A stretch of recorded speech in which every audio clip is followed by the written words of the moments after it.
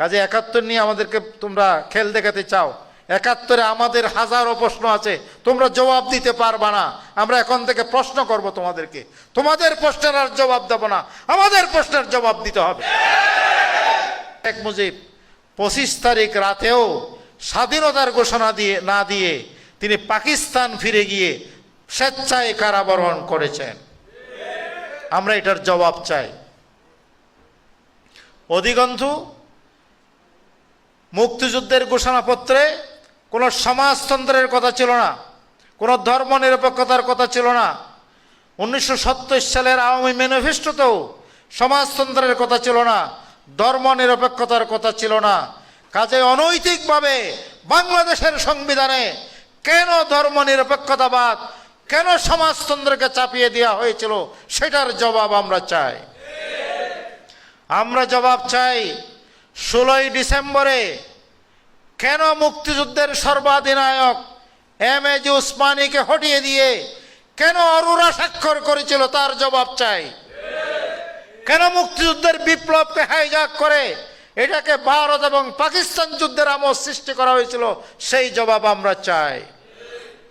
আমরা আরো জবাব চাই 1972 সালে বাংলাদেশ স্বাধীন হওয়ার পরে শেখ মুজিবুর রহমান এবং ডক্টর কামাল হোসেন কেন 6 জানুয়ারি পাকিস্তানি পাসপোর্ট গ্রহণ করেছিল এবং সেই পাকিস্তানি পাসপোর্ট নিয়ে বাংলাদেশে এসে কেন বাংলাদেশ অবৈধভাবে শাসন করেছে, তার জবাব আমরা জানতে চাই।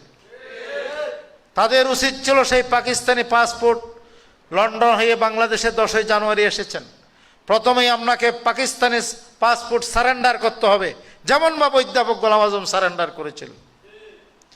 এরপর আপনাকে বাংলাদেশের প্রতি হলফনামা দিতে হবে, তখনই আমি বাংলাদেশ শাসনের অধিকার পাবেন।